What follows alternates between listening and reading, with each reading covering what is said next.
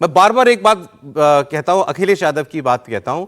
जब वो विधानसभा का चुनाव हारे तो उसके बाद उन्होंने कहा था ये मेरी जनता जो मेरी रैलियों में आती थी, लाखों लोग, वो कौन लोग थे? कौन लोग थे? मुझे तो लगता था मेरे वोटर हैं, मेरी सभा में आते थे, ताली बजाते थे, और नतीजा क्या हुआ? अब राहुल जी, लेकिन राहुल जी फिर वहां तैश में आ जाते हैं। जी त्रिपाठी जी, कोशिश संविधान के जरिए क्या है? नहीं, कोशिश संविधान के जरिए तो वही है। एक वो मेजर ब्राउन की स्टोरी हमने पढ़ी थी, कहानी कि वो गांव में घूम रहा था, जलेबी बड़ी बढ़िया दिख गई। अब चूंकि गोहाना की जलेबी की बात हो गई तो थोड़ा तो जलेबी की कहानी बतानी पड़ेगी। जलेबी बढ़िया दिखी तो पहुंचा, वो जलेबी छन रही थी, उसने खाया, कहा बड़ी शानदार है। उसने कहा सब अच्छा है, लेकिन एक चीज बताओ तुम, इसमें रस कैसे डालते हैं? कैसे रस डालते हैं? इंजेक्शन से डालते हैं, क्या करते हैं, कैसे करते हैं? तो उसने कहा ये राज की बात है। जो अब दरअसल क्या है ना कि राहुल गांधी को यही नहीं समझ में आ रहा है कि जलेबी में रस जाता कैसे है। भारत से पूरी तरह से कटा हुआ, पूरी तरह से भारतीय संस्कृति से अनभिज्ञ, भारत की जनता से अनभिज्ञ। क्योंकि जब वो कहते हैं ना, उस समय चल गया, उस समय कई लोग कुछ बोल रहे थे तो समझ में आ गया। अब आप कहेंगे कि स्ट्रेट ऑफ हॉर्मुज से तेल आ रहा था और संविधान का सम्मान मोदी ने नहीं किया। डोनाल्ड ट्रंप ने कहा इकोनॉमी डेड, हमने भी कहा इकोनॉमी डेड, संविधान का सम्मान मोदी ने नहीं किया। दुनिया की बड़ी बड़ी कंपनियां भारत में आ रही हैं, लेकिन मोदी ने संविधान का सम्मान नहीं किया, इसलिए बेरोजगारी हो गई। तो जनता क्या कहेगी? कहेगी भाई साहब आपका कुछ निजी मसला है, उसको आप सल्टा लो। हमें तो जितनी चीजें दिख रही है वो बहुत साफ साफ दिख रहा है, हमारी जलेबी में रस है और बिना इंजेक्शन के है, आर्टिफिशियल नहीं है।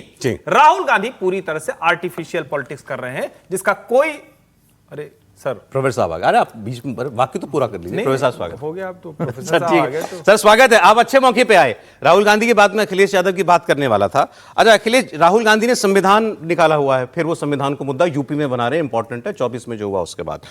अखिलेश यादव ने आरक्षण को जोड़ा उसके साथ। अखिलेश यादव की पिच क्लियर पिच है, लेकिन मैं ये कहूंगा, प्रोफेसर साहब आए, मैंने इसलिए कहा कि सही मौके पे आए, उन्होंने शिक्षा भर्ती वाली बात उठाई।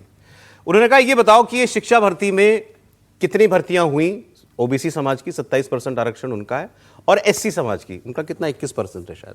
तो कितनी भर्ती हुई, कितनी होनी चाहिए थी, और कितने की चोरी हुई, ये वो डेटा के साथ बता रहे थे। कल उन्होंने वो पीडीए की बुकलेट निकाली है आरक्षण के ऊपर, उसकी वो प्रेस कॉन्फ्रेंस है जो जिसमें वो अभी वो बोल रहे हैं। तो उन्होंने ये कहा कि पिछड़ों का और दलितों का आरक्षण का हक बीजेपी लूट रही है। 69,000 शिक्षक भर्ती 2019, ओबीसी का आरक्षण 27%, मिला 3.86%, लूट हुई 23.14%। वहीं एससी को आरक्षण, जो संवैधानिक आरक्षण मिलना चाहिए, वो है 21%, उनको आबादी के हिसाब से मिला है। जो एससी वर्ग में आबादी के हिसाब से आरक्षण है वो 21% है। जो उन्हें मिला है 69,000 की भर्ती में, वो है 16.2%।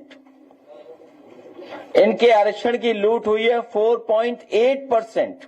20,000 राष्ट्रीय पिछड़ा वर्ग आयोग की रिपोर्ट में पीडीए वर्ग की जो सबको मिलाकर के लूट का आंकड़ा बनता है लगभग 20,000 लोगों का, सीटों का। अब ये प्रोफेसर साहब बताएंगे ये आरोप कितना सच है। बीजेपी ने इस आरोप को गलत बताया है और ये कहा है कि जो भी भर्तियां होती हैं उच्च पदों पर शिक्षण संस्थानों में, वो उसके मानक बने हुए हैं और वो मानक हाईकोर्ट सुप्रीम कोर्ट के तय किए हुए हैं। उन्हीं के आधार पर भर्ती होती है या जहां नहीं हो पाती है उसको कहा जाता है नॉट फाउंड सुटेबल, तो वो एनएफएस कहा जाता है। तो अभी फिलहाल उन्होंने आरक्षण का मुद्दा उठाया हुआ है और राहुल गांधी ने संविधान का। देखिए, एक शिक्षक भर्ती से संबंधित एक हमारा तो मॉडल है, कम से कम दिल्ली यूनिवर्सिटी और जेएनयू दो। हम दिल्ली यूनिवर्सिटी में करीब 5,000 से ज़्यादा भर्तियाँ हुई होंगी, 5,000 से ज़्यादा, फिर आप चौंकिए मत। जब तक कोई बहुत ऐसी स्थिति ना बन जाए कि आपका कैंडिडेट एकदम ही खराब है, जो लगता है कि ये संभाल नहीं सकता है class, according to the assessment of the expert, और जो एक्सपर्ट कमेटी जहाँ पर बैठती है वहाँ पर ओबीसी के रिप्रेजेंटेटिव होते हैं, वहाँ एससी के रिप्रेजेंटेटिव होते हैं, वहाँ एसटी के रिप्रेजेंटेटिव होते हैं।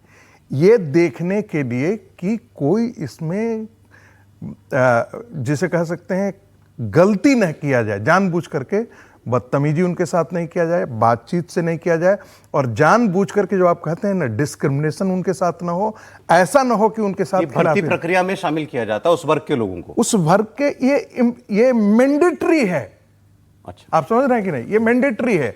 और जब होते तो 11 लोग होते हैं, उसमें मैं कह रहा हूं हायर एजुकेशन के लिए एनएफएस क्या होता है? तो नॉट फाउंड सुटेबल। और मैं आपको बताता हूं, जब हम सिलेक्शन कमेटी के as a head of department थे तो उस समय भी एनएफएस हुआ था।